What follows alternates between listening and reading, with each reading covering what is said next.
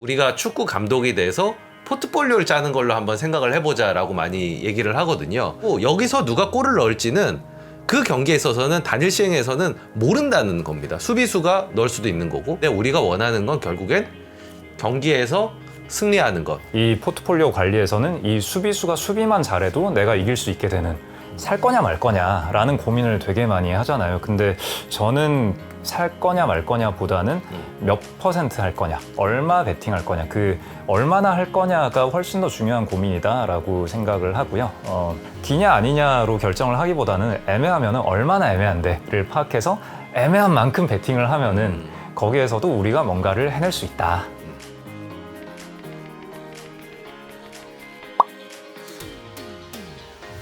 예, 그러면 투자계의 과학자 겸 철학자인 홍진채 대표의 강의를 일부에 이어서 다시 이어가 보도록 하겠습니다. 그럼 다시 칠판을 사용하셔서 네. 또 가르침을 주십시오. 네, 잠깐 쉬다 보니까 네. 생각이 난 게 있는데, 아까 확률론적 사고 요 얘기를 하면서 좀 빠뜨린 얘기가 하나 있는 것 같아가지고 네, 해주시면 해주십시오. 좋을 것 같아서. 네. 워런 버핏의 되게 유명한 격언 있잖아요. 투자의 첫 번째 원칙은 돈을 잃지 마라. 그다음에 두 번째 원칙은 첫 번째 원칙을 잊어버리지 마라. 그래서 이게 되게 멋있는 말이긴 하잖아요. 멋있는 말인데 이게 무슨 뜻일까? 저는 그렇게 이해를 하고 있었어요. 가치를 평가할 때 최대한 보수적인 가정을 넣어서도 충분한 안전 마진이 나오는 그런 회사를 사서 보유해라.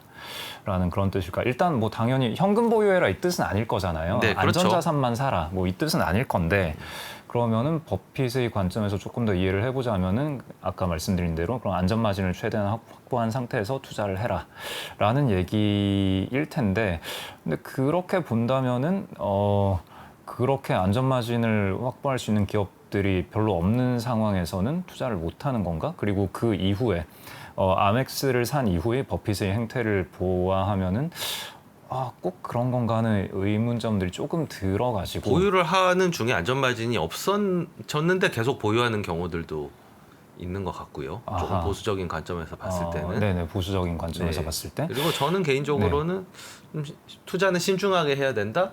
혹은 연구 자본 손실을 일으키면은 안 된다. 네. 또 평가손을 입는 거는 버핏도 마찬가지인데, 그쵸. 결국 너무 도달할 수 없는 가격에 산다든지 혹은 회복할 수 없는 펀더멘털을 가진 주식을 산다든지, 저는 개인적으로는 그렇게 해석을 해왔거든요. 그쵸. 어떤 그쵸. 좀 반전의 깨달음이 있었습니다. 네, 그래서 연구 자본 손실이라고 말씀을 해주셨는데, 그래서 연구 자본 손실이 일어나는 케이스가 딱 방금 말씀하신 회사가 펀더멘탈이 완전히 망가져서 더 이상 일어날 수 없는데, 나는 그냥 내 매수 단가에 집착하면서 그냥 계속 버티면 오를 거야 라는 판단을 한다던가, 아니면은 좋은 주식을 잘 골라놓고 단기적인 시장 변동에 좀 내 마음이 흔들려서 팔아버린다던가, 팔아버리면 그걸로 끝나는 거니까 그런 실수를 한다던가, 이런 게 연구 자본 손실이 될 텐데, 그게 이제 개별 건들의 손실 가능성인 거잖아요. 이번에 책을 쓰다 보니까 이제 버핏이 했던 말 한마디 한마디에 대해서 이게 진짜 무슨 뜻이지? 라는 걸 좀 찾아보는 시간들을 되게 오래 가졌는데, 그래서 방금 얘기했던 돈을 잃지 말아도 출처가 도대체 어디냐 계속 찾아봤는데 이게 찾기가 엄청 어려웠어요. 출처가 안 나오는 거예요. 찾아볼 생각을 했다는 것 자체가 놀랐습니다. 그냥 저는 버핏이 얘기했으니까 그냥 우리가 받아들이고 실천하면 되는구나, 끝이었는데. 요즘에 그런 짤 있잖아요. 인터넷에 돌아다니는 말들은 모두 진실이다, 알버트 아인슈타인. 그러면서 에이브라함 링컨 사진 걸려있고. 그래서 그런 얘기가 있으니까 버핏이 그 말을 한 것 같긴 한데, 어디서 했는지를 좀 찾아보고 싶다는 욕망이 되게 생겨가지고 막 찾아봤는데, 딱 하나 찾아낼 수 있었던 게 90 몇 년대인가? 어디서 인터뷰를 한 게 있어요. 한 3분짜리 인터뷰인데 유튜브에 있어요. 근데 거기에 보면은 룰 넘버 1, 룰 넘버 2 얘기를 하면서 그 다음에 이어지는 얘기가 있는데, 이게 무슨 말이냐면 이러면서 하는 얘기가 유리한 베팅 아이디어를, 제가 지금 정확한 워딩은 아닌데 대충 유리한 확률인 게임을 여러 개 찾아서 그런 아이디어를 묶음으로 투자하면은 된다는 뜻입니다. 그럼 묶음으로 투자하면은 결국 돈을 벌게 된다는 뜻입니다. 홍 대표님이 칠판 놓고 설명한 그 내용이네요. 네, 이건 거예요. 네. 제가 너무 깜짝 놀래가지고 결국은 그냥 수십 년 전에 버핏이 했던 얘기에 그냥 다 들어있구나. 그 뭐 먼거가 얘기한 뭐 배당률이 잘못 매겨진 뭐 그쵸. 예, 경마 게임이라든지 예, 페리 뮤추얼 베팅. 예, 예. 뭐 그런 얘기랑 네. 또 상통하는 거네요. 네. 그래서 돈을 잃지 마라라는 게 뭐 당연히 뭐 현금 보유하라 이런 얘기는 당연히 아닌 거고, 그다음에 개별 건에서 안전마진 확보하는 것도 당연한 얘기인데, 예, 그건 당연히 맞는 얘기고, 근데 거기에 더해서 이런 전체 포트폴리오 집합에서 확률론적으로 접근하는 거, 그것까지도 버핏이 이미 다 얘기했던 거다라는 거를 제가 보고 막 기절할 뻔했는데. 그러네요. 네. 그런 그 신비로운 얘기를 네. 계속 좀 네. 또 이어가지고 좀 더 디테일을 좀 얘기를 좀 네, 이렇게 업사이드가 줄어든 게 시장에 미리 반영돼서 주가 빠져 있고 뭐 그런 거 아니냐. 네네. 네, 그런 말씀을 해주셨고, 일단 그렇게 됐으면은 뭐 일단 진 거고 깔끔하게 패배를 인정해야 되는 건데, 그러면 우리가 한 기업의 한 주식의 업사이드 다운사이드를 평가할 때 펀더멘탈만 보는 걸로 충분한가라는 질문을 던져 볼 수가 있고요. 결국은 우리 인간들이 매기는 가격이라는 거는 그때그때 이 기분에 따라 되게 많이 좌우가 되잖아요. 네. 근데 사실 사람은 바뀌지 않는다라는 얘기를 또 많이 하잖아요. 어찌 보면은 기업의 펀더멘탈, 기업의 미래가 어떻게 될 것이냐, 이거를 추정하는 게 또 되게 어렵긴 한데, 어찌 보면은 이런 걸 바라보는 사람의 마음은 어쩌면 더 쉽지도 않을까?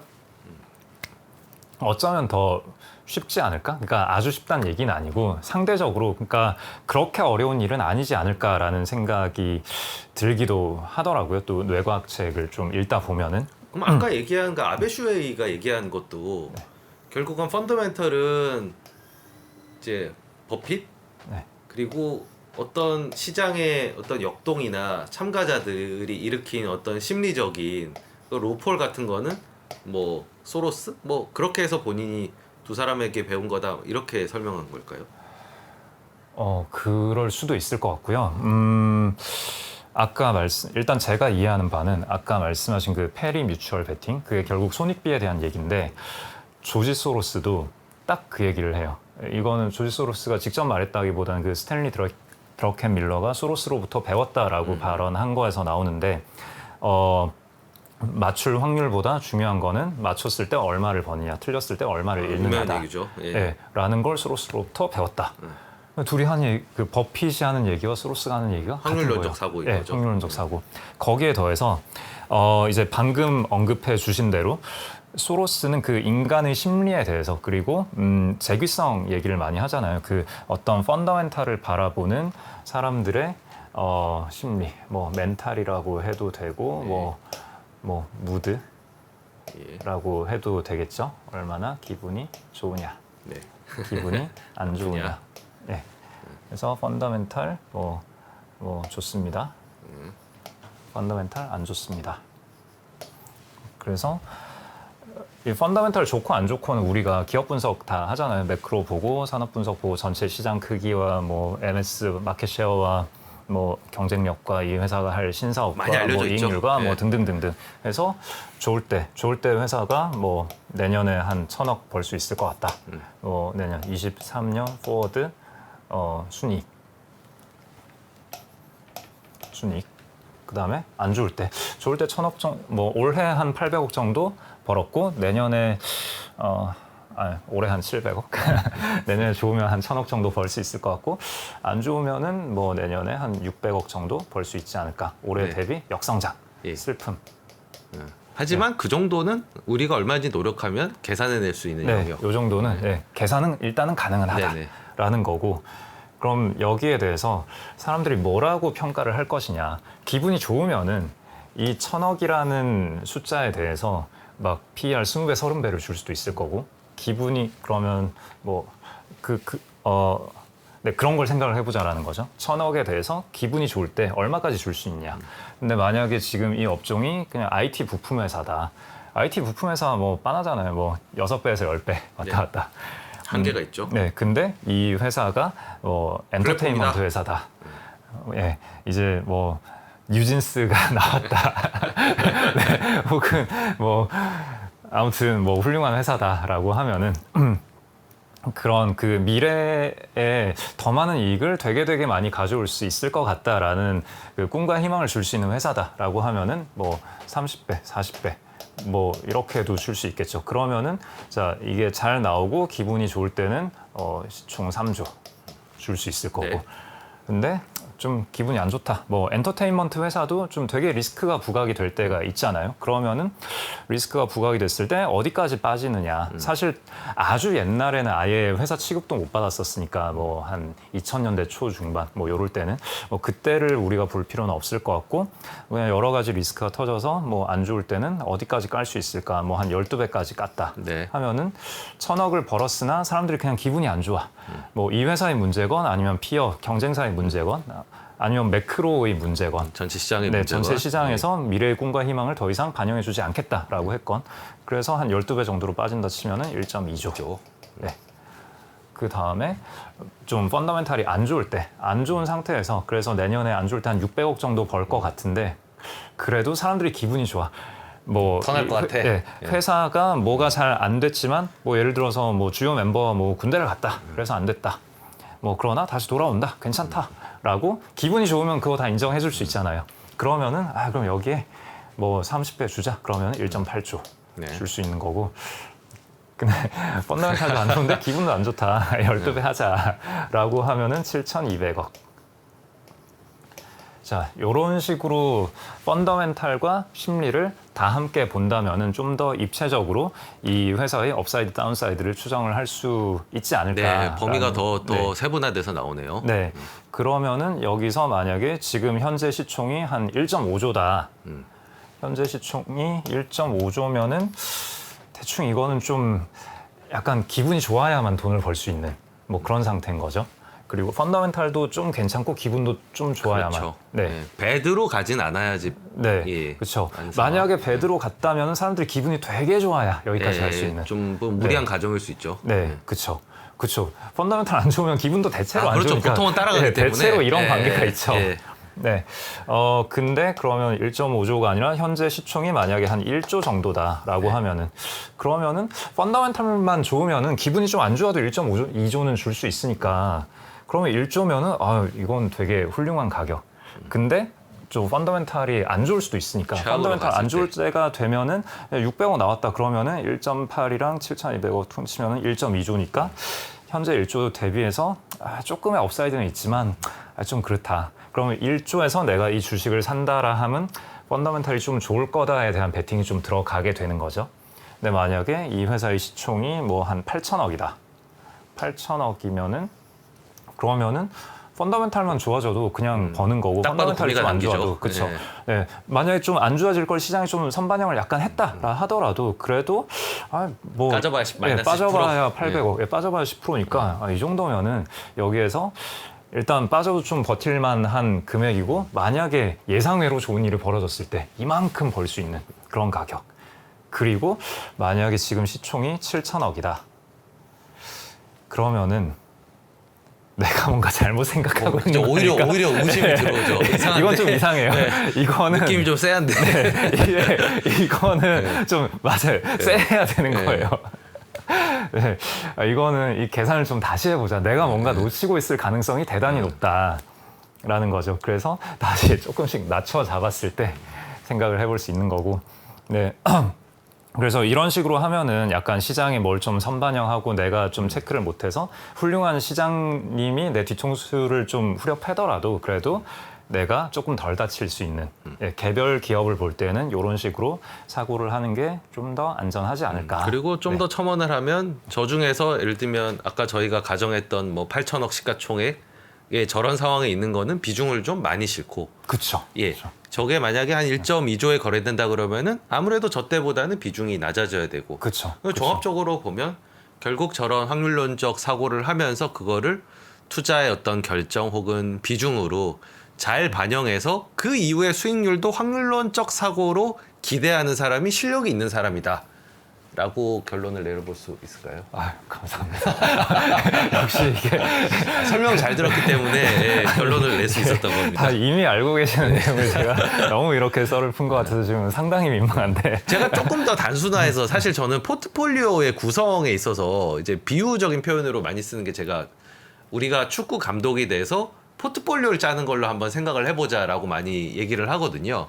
그러면 그렇죠. 네. 보통은 4-4-2를 쓰잖아요. 그러면 수비수가 있고 미드필더가 있고 공격수가 있는데 대충 공부를 하면 자기가 이 종목이 공격수인지 수비수인지 업사이드와 다운사이드를 가지고 어느 정도는 알거든요. 그럼 취향에 따라서 수비수를 6가지 세울 수도 있고 아니면 공격수를 4명을 세울 수도 있고 그거는 취향이지만 기본적인 어떤 밸런스와 제가 거기서 말하고자 하는 건 이 종목의 속성을 본인이 이해하고 있느냐 그리고 여기서 누가 골을 넣을지는 그 경기에 있어서는 단일 시행에서는 모른다는 겁니다. 수비수가 넣을 수도 있는 거고 옛날에 기억하시면 도쿄대첩에서는 이민성이라는 수비수가 골을 넣었잖아요.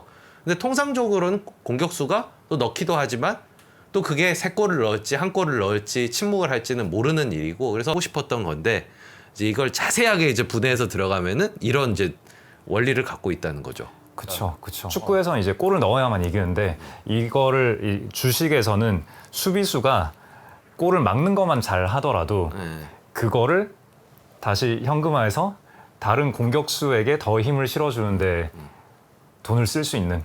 그러니까 축구에서는 이제 우리 수비수가 아무리 훌륭하더라도 결국은 골을 넣지 못하면 돈을 못 버는데 이 포트폴리오 관리에서는 이 수비수가 수비만 잘해도 내가 이길 수 있게 되는.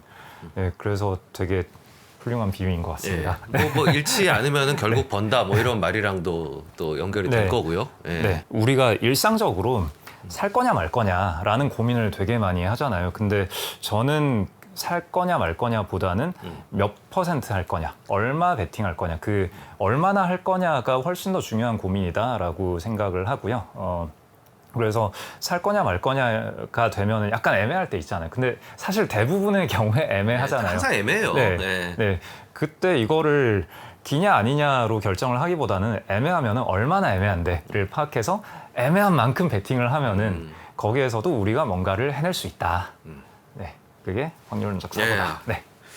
확률적 사고는 이걸로 이제 마무리를 짓고요. 또 이제 궁금한 것들이 더 많아서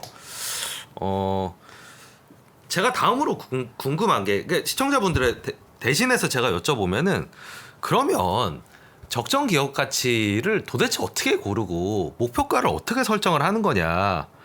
특히나 이제 홍 대표님처럼 이제 숫자를 잘 쓰시고 과학적 접근하신 분들은 뭔가 그 해답을 알고 있는데 저렇게 이론만 알려주고 왜 구체적인 방법은 항상 안 알려주는 거냐에 대한 질문을 할 것 같거든요.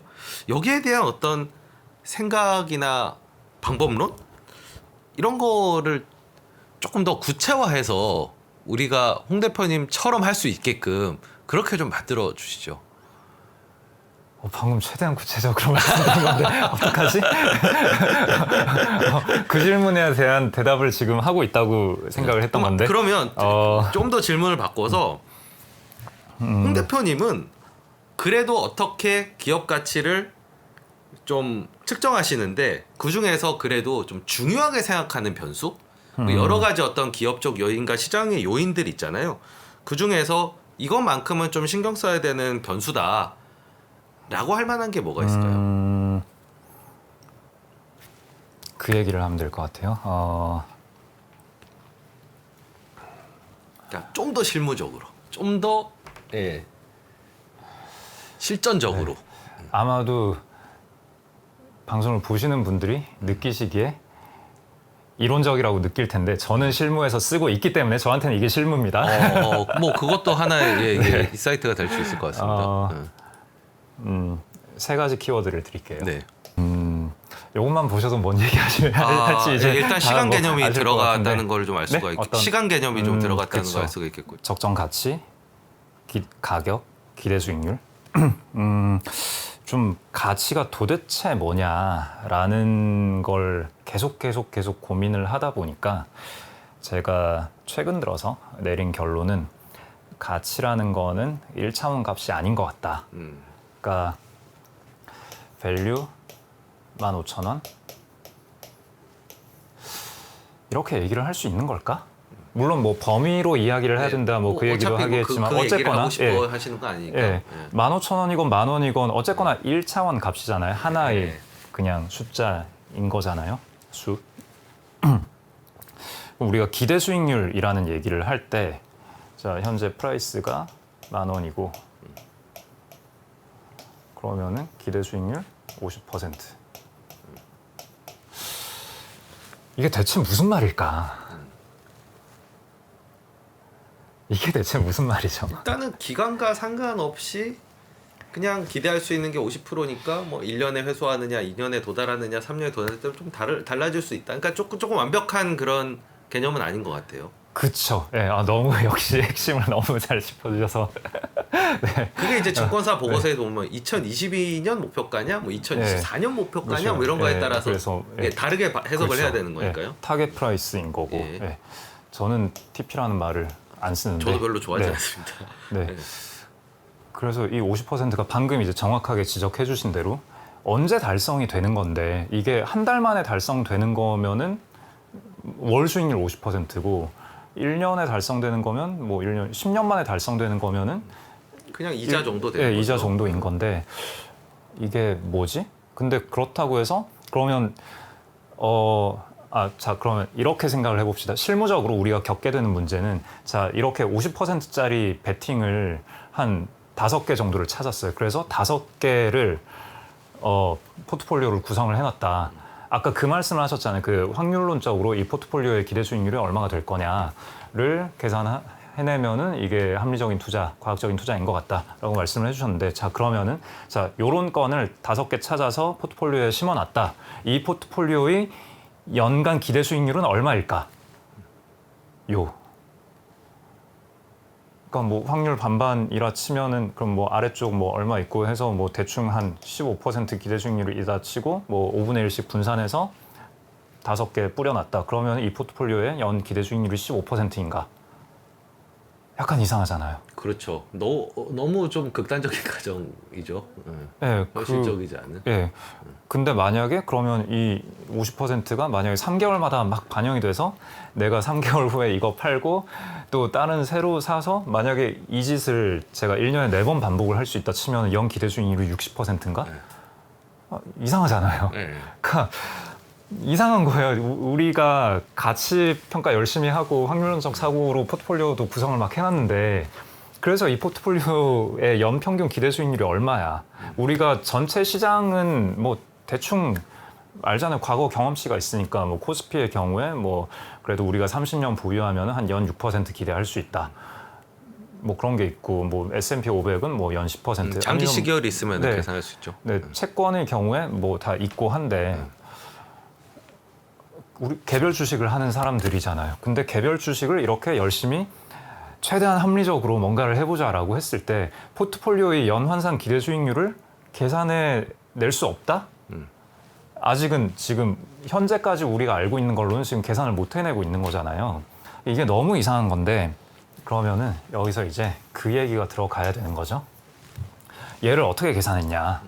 뭐 미래 현금 흐름의 현재가 할인이라는 개념에 대해서 뭐 특별히 추가로 설명하진 않을게요.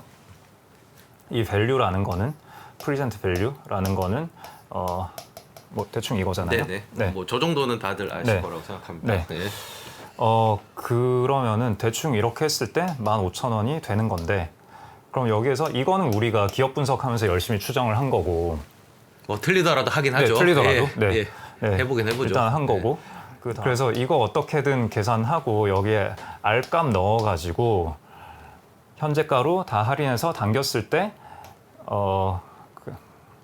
그리고 뭐 주당이긴 한데 아무튼 뭐 신경 쓰지 네, 맙시다. 어쨌든 15,000원을 주셨으니까. 했을 때 15,000원이 된다라는 거잖아요. 네. 그러면 여기에서 이거는 이제 기업 분석을 토대로 우리가 합리적으로 토론을 할 수 네. 있고 뭐 그런 건데 이 할인율은 도대체 뭐냐? 네, 알값이 문제죠. 네, 알값이 네. 언제나 문제죠. 네. 네. 그래서 우리가 만약에 좀 실무적으로 이런 경험 다들 해보셨을 거예요. 되게 마음에 드는 회사인데 이 CF를 아무리 높게 추정을 해도 이게 잘 안 나와. 그러면 주식을 알값을 조금 낮춰볼까? 이런 고민을 좀 하거든요. 네. 그러면은 차라리 이 유혹에 흔들리거나 유혹을 극복하기 위해서 고민을 하거나 그러지 말고 합리적인 알값을 추정하기 위해서 고민을 하기보다는 알값 얼마 썼다라는 걸 그냥 밝히자. 그래서 나 알값을 그냥 10% 썼다 혹은 5% 썼다. 그냥 밝히면 되잖아요. 네. 15,000원에 알값 10%, 할인율 10%를 적용한 현재가는 15,000원입니다. 제가 생각하기에. 혹은 할인율 5%를 적용한 현재가는 적정가는 15,000원입니다. 이렇게 얘기를 해버리면 되잖아요. 그러면은 할인율을 얼마를 적용했는지를 내가 얘기를 하면은 그럼 듣는 사람은 저런 할인율은 너무 위험한 것 같은데 각자 이제 알아서 네. 이제 넣어보는 거죠. 네, 저런 할인율은 너무 보수적인 것 같은데 뭐 이렇게 생각을 할 수 있죠. 그래서 일단은 이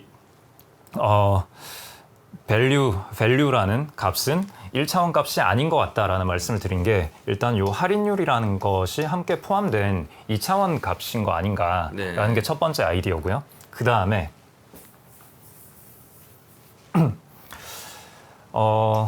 프리젠 밸류는 우리가 생각하는 정당한 가격인 거잖아요.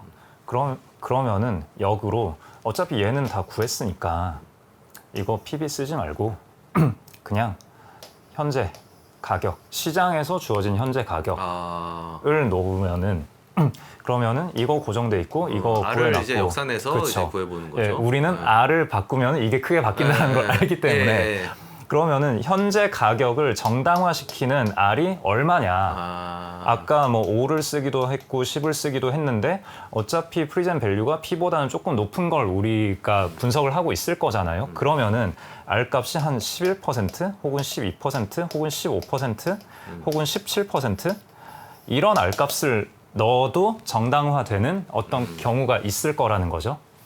자, 그러면 만약에 R값 15%를 넣었을 때, 할인율 15%를 넣었을 때 현재의 가격이 정당화되었다. 현재의 가격이 뿅 하고 나왔다. 라고 했을 때 이 R값이 뭘까? 이게 또 고민이죠. 기대 수익률이 되는 거 아니에요? 기대 수익률이죠. 예. 근데 어떤 기대 수익률일까요? 현재 가격에 이 주식을 사서 계속 보유했을 때. 네. 그때의 기대 수익률. 근데 얼마나 계속이냐? 영원히는 아니겠죠. 영원히 15% 벌 수는 적당히 없으니까. 긴 기간? 예, 적당히 긴 기간. 그래서 그냥 대충 장기라고 하는 거죠. 그래서 이 주식을 현재 가격에 샀을 때의 장기 기대 수익률이 15%다. 자, 그럼 아까 우리가 포트폴리오에 주식이 A, B, C, D, E, F가 있었잖아요. 그러면은 그 각각의 주식들에 대해서 우리가 이거를 밸류를 구했다라 함은 요거를 구해놨다라는 거잖아요. 그러면은 현재 가격은 이미 시장에서 주어져 있고 그러면은 우리 포트폴리오의 모든 주식에 대해서 요거 구할 수 있잖아요. 네. 그러면은 개별 주식들이 나한테 갖다 줄 장기 기대 수익률이 나와 있으니까 그러면 이거 비율대로 포트폴리오 비율대로 가중 평균하면 포트폴리오 전체의 기대 수익률이 나온다라는 거죠. 연환산 기대 수익률. 숫자 외에도 뭐 속성이나 뭐 그런 것들은 이제 조금 별도로 또 네, 그런 건 이제 비중의 별도로 반영을 보는 또 할 거고. 수 있을 네. 거고 기본적으로 그쵸. 정량적으로는 네. 저렇게 한번 줄을 세워 볼 수 있다는. 그렇죠. 그러면 이게 또 재밌는 게 이런 식으로 하다 물론 이런 식으로 안 해도 그 감은 생기긴 하는데 제가 어린 시절에 최준철 대표님께 배운 거긴 하지만 제가 뭘 가르쳐 주겠네요. 매크로 바텀업만 보더라도 매크로 상황에 대한 감을 잡을 수 있다. 그러니까 제가 학생 시절에 현금 비중에 대한 질문을 드렸었어요. 그때 대표님께서 대답을 해주신 게 그냥 좋은 주식 많을 때는 현금 비중이 자연스레 줄어들어 있고 그때가 시장의 바닥인 경우가 많더라. 그다음에 시장이 고점일 때에는 그냥 우리는 이미 좋은 주식이 별로 안 보여서 현금을 많이 가지고 있더라. 그게 답변이었거든요. 네, 뭐 굉장히 귀납적인 그런 결론이긴 한데. 그래서 저는 그 바텀업 잘 보는 사람이 매크로에 대한 감도 꽤 있을 수 있다라고 생각을 하고 있고 이번 버피 클럽 오어로의 제 기고문도 그 저도 내용이 읽어봤는데 뭐 공감합니다. 감사합니다. 네, 그러면은 이제 요것들을 가지고 내 포트폴리오의 기대 수익률뿐만 아니라 시장 전체의 어떤 높낮이에 대해서도 좀 감을 잡을 수 있다. 저게 안 나오면 낮게 나오면 네. 낮게 나올수록 시장 전체가 먹을 게 없구나. 네. 그럼 고점일 가능성이 높겠다. 이렇게 네. 판단할 수 있다는 거죠. 네, 그렇죠. 훨씬 정량적인 의미네요. 네, 그리고 그럼 이제 장기 기대 수익률에 대한 얘기는 했고 그러면은 이제 또 아까 ROE랑 이제 네. N 네, 얘기를 하셨는데. 좋습니다. 근데 이제 여기 CF 예. 이 CF를 직접 추정하는 건 되게 빡세잖아요. 네. 저 안 하고 예. 보통 뭐 내년 순이익 얼마 이거 구하는 것도 빡센데 그러면은 이게 이론적으로는 뭐 이런 얘기를 해낼 수 있다 하더라도 그럼 이거를 내 포트폴리오 엑셀에 실제로 집어넣으려고 할 때는 그러면 엑셀에 종목별로 CF1, 2, 3 사실 CF1, 2, 3를 구해도 안 맞아요. 안 나온 이게 안 맞기도 하고 안 맞는 정밀도가 것도 안 맞는 떨어지는 것도, 거지. 정밀도가 너무 떨어지고 그 다음에 사실 제일 중요한 건 여기서 나오는 거잖아요. 그 뒤에 점점점 점점점에서 이 R-G분의 1인데 이거 연구 성장률을 어떻게 하느냐에 따라 달라지는 건데 분식하기 되게 좋은. 이거는 실무적으로 쓸 수 없다라는 거고 그럼 우리가 뭘 해야 되느냐? 앉아도 되나요? 네, 잘 나옵니다. 네. 우리가 뭘 해야 되냐면 그래서 ROE와 N 요거를 묶어서 설명해 주시는군요. 네. 회사를 볼 때 기업 분석의 귀결점은 저는 요 두 가지라고 생각하거든요. 뭐 대표님이야 굳이 설명 안 드려도 뭐 너무 잘 아실 테지만 얘기를 하자면은 기업이 존재하는 이유는 자본 비용 이상의 수익을 내기 위한 거고 그래야 기업의 밸류라는 게 존재하는 거고 그러지 않으면 예금하지 누가 뭐 위험 그쵸? 부담을 네. 안고 주식에 투자를 하겠습니까? 그러면은 우리가 기업 분석을 해서 정량적으로 내야 할 결론은 기업이 얼마나 높은 ROE를 향후에 지속할 수 있느냐라는 거죠. 그러니까 이 두 가지는 그러니까 같이 항상 붙어 다녀야만 하는 개념인 거죠. 그래서 기업이 지금 한 15%의 ROE를 앞으로 한 7년 정도 낼 수 있을 것 같다. 물론 실제로는 뭐 사이클 산업은 막 왔다 갔다 할 거고 뭐 아니면 지금 한 20% ROE 내고 있다가 순차적으로 줄어들기도 그렇죠. 하고 뭐 보통 그렇게 그렇겠지만, 많이들 흘러가죠. 네. 그래서 이거는 뭐 단순화된 모델인데 아무튼 요 두 가지를 뽑아내는 게 핵심이다라고 생각을 하고 그러면은 이걸 가지고 밸류를 어떻게 추정을 하느냐를 봤을 때 공식은 이렇거든요. 이거는 그 되게 단순한 가정인 거예요. 그 기업이 나중에 요만큼의 초과 수익을 낸 다음에 7년 차 이후에는 초과 수익을 더 이상 낼 수 없고 그럼 그 상황에서는 그냥 장부가로 평가를 하겠다. 네. 혹은 청산을 하겠다. 그리고 장부가 청산을 하면 장부가대로 우리가 돌려받을 수 있다. 뭐 이런 좀 되게 아이디어란 가정이에요. 그러면은 만약에 기업이 지금 현재 장부가가 뭐 1,000억인데 뭐 15%로 1년 동안 성장을 했다. 지속 가능 기간이 그냥 1년일 뿐이다. 그러면은 1년 후에 1,150억이 되고 그러고 그 이후에는 그냥 ROE 10%가 뭐 시장의 평균이라 치고 자기 자본 비용 10% 그냥 똑같다 치고 그러면은 1,150억이 된 이후에는 이 기업의 밸류는 계속 1,150억인 채로 시간이 지나면 그 할인율만큼 할인율 그냥 10%라고 할게요. 그러면 이 기업의 밸류는 1년 차 시점에서 1,150억이고 2년 차 시점에서는 1,150억에 그 할인율 10%만큼 올라간 그러면 115 1,265억이 되나요? 115 더하면 네. 네, 그러니까 그 할인율만큼 그냥 계속 성장을 하는 거기 때문에 의미가 없어지는 거죠. 이걸 현재가로 다시 당기면은 그냥 1,150억 딱 요게 되는 거고 그럼 이게 1년 이후니까 현재 시점 T0 시점으로 다시 할인을 하면은 현재 밸류가 되는 거죠. 네. 그러면 이게 1 플러스 ROE 15% 곱해진 거고 1.15 곱해진 거고 분자는 그다음에 분모는 1년치 할인을 한 거죠. 이게 지금 n이 1인 경우에 이렇게 했는데 n이 2가 되고 3이 되고 4가 되고라고 해도 다 그냥 요렇게 요 공식으로 그대로 되는 겁니다. 그래서 일단 이런 좀 아이디어란 가정에서 요 공식이 나오는 거고, 그래서 뭐 배당은 안 한다. 그냥 배당은 안 하고 전부 유보를 했다가 나중에 한 방에 청산 뭐 그런 거고요. 그러면은 이게 적정 PBR인데 그러면은 뭐 직관적으로도 ROE가 높으면은 PBR도 높아져야 되고, 그 다음에 할인율이 높을수록 적정 PBR은 떨어지는 거고. 그렇죠. 그래서 뭐 할인율은 또 금리가 많이 영향을 미치니까 금리 높아질수록 이거 떨어지는 거고, 그 다음에 N 값은 그 지속 가능 기간이 높은 ROE를 지속할 수 있는 기간이 길어질수록 당연히 프리미엄도 올라가는 거고, 이걸로 뭐 그 2x2 뭐 엑셀 시트로 그냥 직접 숫자로 쫙 펼칠 수도 있어요. 다음 책에 제가 그거 다 해놨어요. 맛보기로 한번. 네. 그러면은 여기에서 이렇게 되면은 우리가 개별적인 CF 1, 2, 3를 추측할 필요가 없고, 우리가 continuing value라는 되게 무리한 가정을 가져오지 않고서도 약간 현실적으로 와닿는 숫자들이 이 결과값으로 나와요.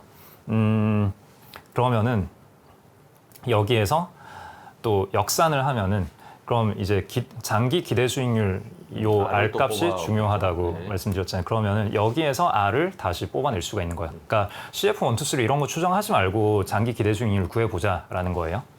그러면 일단은 PBR은 현재 원래라면 이걸 통해서 내가 생각하는 적정 PBR을 구하는 공식이었지만, 이걸 거꾸로 PBR을 현재 시장에서 주어진 PBR로 그냥 집어넣고, ROE는 내가 구해놨고 N도 구해놨잖아요. 기업 분석의 결과로. 그러면은 이거를 공식을 다시 뒤집으면은 일단 N은 ROE와 지속 가능 기간을 가지고 장기 기대 수익률을 구해낸 거죠. 그러면 이제 엑셀 시트에 내가 생각하는 이 회사의 초과 수익, 이 회사의 ROE 넣고 그다음에 몇 년 동안 지속 가능할까 넣으면은 적정 PBR도 나오고 장기 기대 수익률도 나오고 다 나와요. 그게 제가 실제로 쓰는 실무적으로 쓰는 엑셀에 요것들이 다 들어가 있어요. 그러면 결국은 저 기대 수익률이 높아지려면 이제 ROE가 높아야 되고 PBR이 낮아야 되고 지속 기간은 길어야 되니까, 결국은 ROE가 높으려면 비즈니스 모델이 좋아야 되고, 경쟁 우위가 있어야지 N값이 늘어날 테니까 또 경쟁 우위가 높아야 될 거고, PBR이 낮으려면 저평가돼 있어야 되니까 그 세 개를 충족시키면은 수익률이 많이 나오겠네요. 그래서 버핏이 경쟁 우위 얘기하고 그쵸. 비즈니스 모델 얘기하고 싸게 사라고 얘기한 게 저기다 담겨 있는 거군요. 네. 소름이 돋았습니다. 네. 그 경제적 해자는 폭과 깊이가 있다고 했잖아요. 그래서 폭이 이건 거고 깊이가 이건 거죠. 네. 이해를 했습니다. 자, 앉으시죠. 고생하셨습니다. 사실은 이제 강의를 좀 하다 보니까 시간이 좀 많이 흘러가지고 사실 이제 공통 질문을 드려야 되는데, 요거는 그냥 지금까지 하신 얘기를 바탕으로 해서 제가 마음대로 정리를 하면, 투자를 할 때 해야 될 일, 확률론적 사고를 하자. 네. 그리고 하지 말아야 될 일은 뭐가 있을까요? 하지 말아야 할 일은 그 이외의 것들, 경로 의존성에 지배당하지 말아야 하고, 그 다음에 뭐 또 심리적인, 그러니까 사실 심리에 지배당하지 않는 게 가장 중요한데, 그 심리적 편향의 일부로 경로 의존성이 있는 거고, 되게 여러 가지가 있어요. 뭐 앵커링 이펙트라던가, 아니면 뭐 전망 이론으로 인한 뭐 익절은 잘 못하고 손절은 익절은 잘하는데 손절은 잘 못하고 뭐 이런 효과들이 또 여러 가지가 뭐 행동 경제학에서 얘기하는 좀 오류들 이런 것들은 좀 신경 써서 하지 말아야 될 꼭, 대신 확률론적 사고라는 좀 본질적인 접근 방법을 사용하자. 네, 사실 전 주식으로 돈을 버는 게 뭐 물론 통계적으로는 되게 희귀한 사건이긴 한데, 주식 투자로 초과 수익을 내는 게 근데 과연 그게 그렇게 어려운 걸까? 그리고 그걸 하기 위해서는 어떤 특별한 노력을 해야 되는 걸까에 대해서 사실 그게 그렇게 어렵진 않고, 뭘 잘하냐보다는 뭘 안 하면 되느냐, 이게 생각보다 훨씬 더 중요하지 않을까, 그런 생각을 좀 하고 있습니다.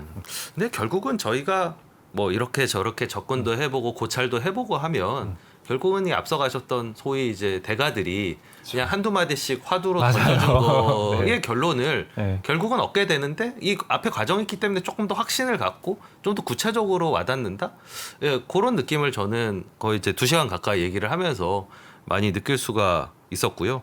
역시나 홍 대표님은 참 제가 고민하지 않는 그 수준 이상으로 파고드시는 그런 분이시구나라는 거를 다시 한번 깨달아서 참 이제 후배기도 하지만 참 존경스럽습니다. 그렇습니다. 최선을 다했습니다.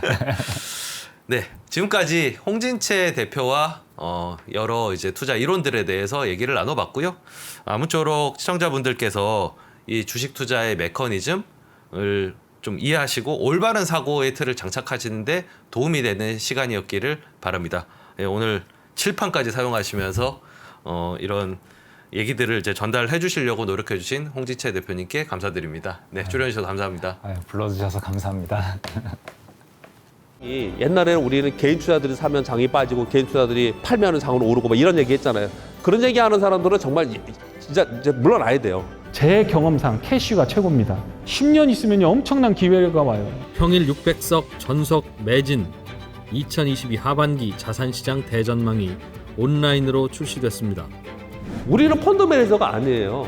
그리고 우리 전문가가 아니에요. 왜 자꾸 우리가 전문가가 되려고 그래요? 아파트 사고 뭐 재산 올라오고 그게 다 내 덕인 줄 알잖아. 근데 중앙은행 덕이라고. 거기서 내셔줄 때 같이 들어가야 돼. 근데 지금 들이마시는데 그 앞에다 대면 빨리 들어가지.